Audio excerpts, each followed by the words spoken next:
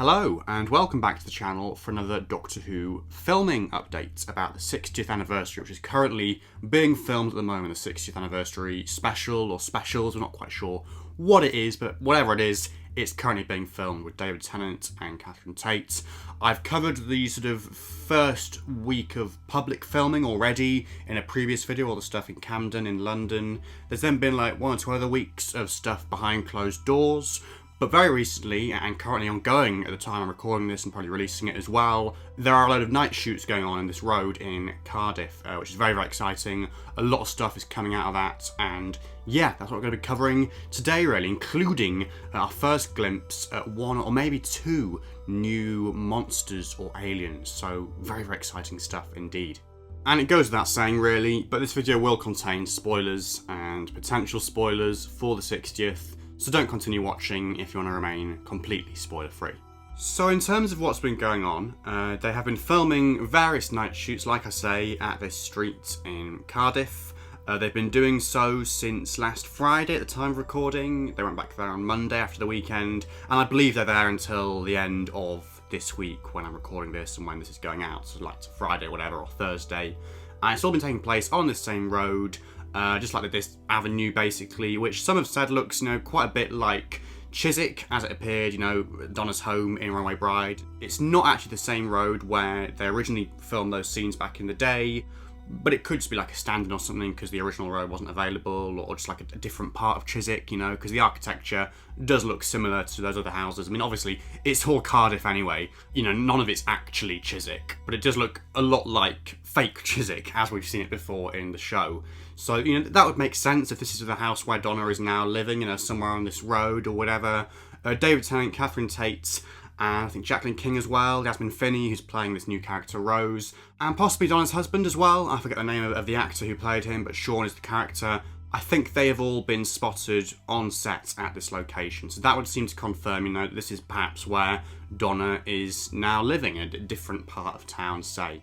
And we've also got a lot of very exciting stuff going on with unit soldiers and unit vehicles and explosions and all sorts of bonkers stuff happening. I mean, obviously these are night shoots as well, so quite epic scenes being shot here.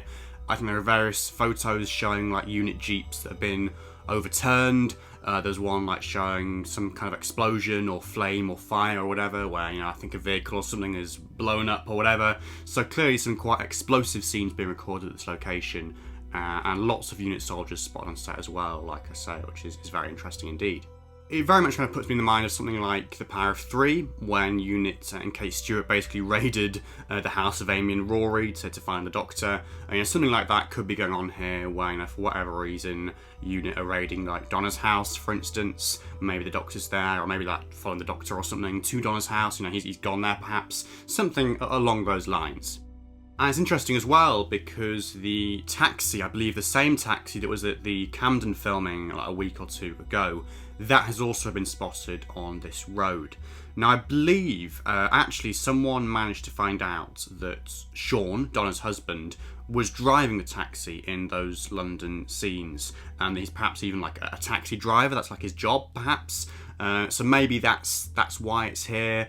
I think there have been various scenes filmed this time round, as part of this shoot, where David Tennant, 10th Doctor, or whatever Doctor he is actually driving the taxi, and everyone gets in, and he drives them off, perhaps to safety or whatever. So who knows what's going on there, but perhaps that's why they just randomly have a taxi outside their house, because, Sean works as a taxi driver. And of course, there's a very interesting detail in the window of that taxi, like a little parking permit thing, which says valid from the 23rd of November this year. Obviously 23rd of November is Doctor Who's anniversary, and with it being the 60th, that makes sense. But it is interesting that they've included, the year 2022 there. Now, obviously it could just be because, this episode's going out in 2023, it's set in 2023, and that the parking permit was valid from the previous year. That would make sense.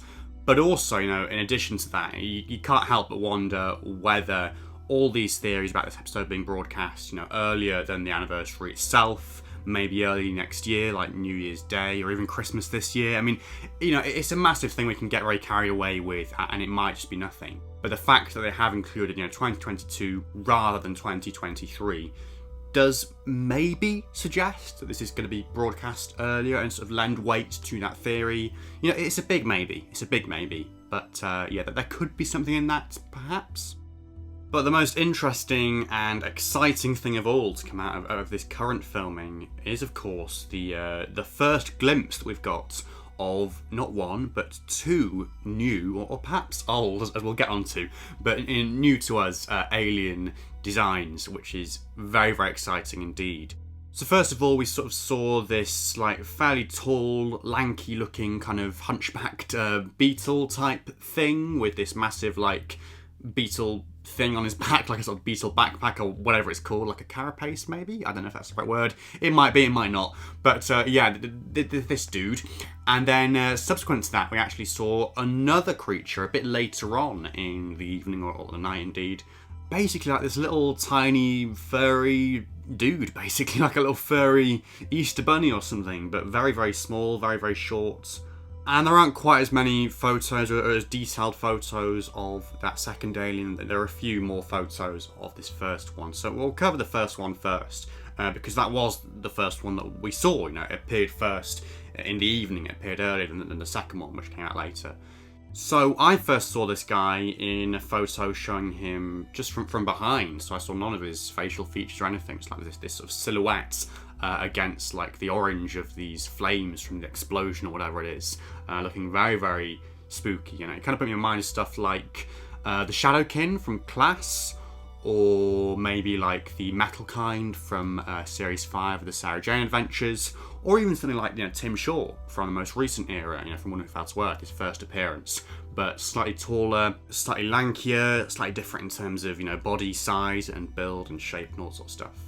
But then subsequent to that, we got these sort of side profiles of this new creature, which, you know, very much confirmed it to be like this sort of insectoid design with this carapace and with these features, you know, like antennae and stuff, and like a very bug-like looking face and body and everything. And yeah, very, very interesting. It kind of puts me in mind of like a sort of alien that would win a competition, say, like in Doctor Adventures. Or like when there was that competition on, I think, John Barrowman's show, Tonight's the Night, I think it was called, way back in like 2009 or something, where you could like go and design your own Doctor Who monster, and the winner got to like record a little scene with Captain Jack, and it's like this sort of blue-faced dude in a little hat and a coat and stuff.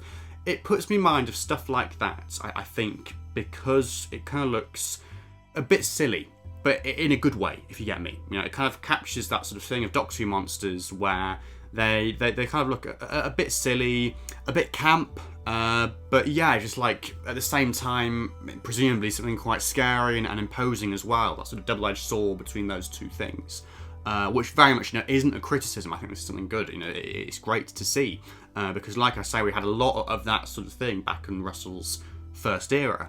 So from that point of view, you know, I think it makes a lot of sense. You know, I kind of saw this and thought, you know, oh yeah, you know, that looks like a Russell Davies era monster. It fits. You know, it looks like exactly what you'd expect him to do, really.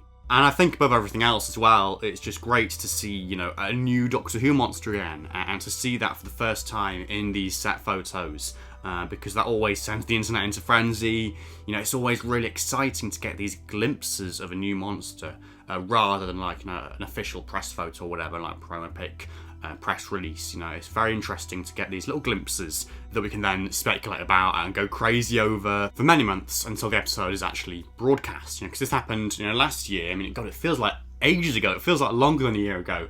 But with Passenger for Series 13 for Flux, and obviously we saw that creature at the Liverpool filming, and everyone went crazy saying, oh, you know, it's the Shadow from the Armageddon Factor or whatever. And obviously it was never going to be that. You know, it wasn't that. But yeah, even so, there's nothing like that sort of thrill of seeing a new Doctor Who monster on set and in set photos. And so it's very, very exciting, very, very nostalgic. But the best thing is that isn't all, because there is actually another new monster, you know, two for the price of one, if you like, that's been spotted on this set at this particular location. And obviously, like I say, it's this little furry, white, fluffy ball of whatever. And, you know, again, you're seeing that, I'm like, oh, you know, it's very, very Russell, this. You know, it's very much like all these creatures that Jimmy V has played over the years, like Banacafalata, the Mox of Balhoun, the Grask, the Grosk, you know, all these creatures that this little dude has played, bless him, over all these years. It is very, very Russell, very, very much in that tradition. And it also puts me in mind of stuff like the Adipose as well, you know, like a cute monster, or something which looks, you know, perhaps deceptively cute and is actually really deadly and dangerous or whatever. And obviously like Banacafalata and the Grask and all that sort of stuff fits into that category as well. Not of necessarily being dangerous, but of being like a sort of very cute, very gimmicky sort of alien design.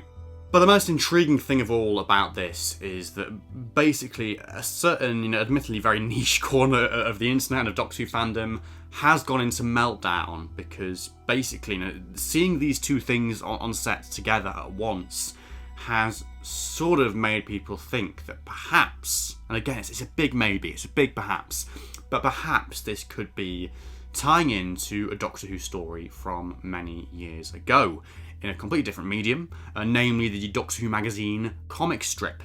Now this is incredibly niche.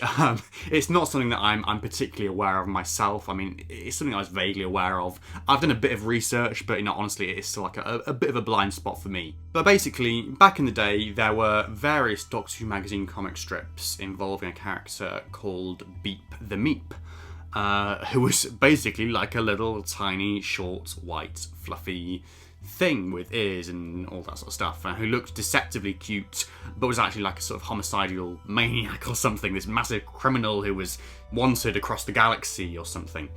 And in that same strip, there was basically like some sort of police force or whatever who were after him and were trying to get hold of him, called the Wrath Warriors. And these new insectoid creatures look an awful lot like them. So, you know, these two things together alongside each other would seem to suggest perhaps that, you know, RTD is going to hark back to these old comics from Doctor Who magazine in the 70s and sort of, you know, begin to include these characters in the actual show itself, which would basically be like unlike anything that has ever happened, you know, on TV Doctor Who before, really. I mean, it'd be incredibly fitting for this to happen, you know, to celebrate the show's 60th.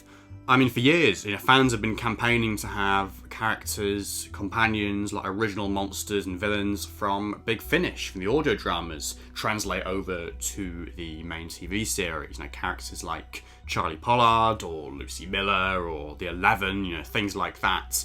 And so if they'd actually go ahead and do this, that would be pretty damn groundbreaking, really, you know, to include characters from like niche subsections of Doctor Who history and stuff that wasn't even on TV, but stuff from, you know, the books, the comics, the audios and stuff.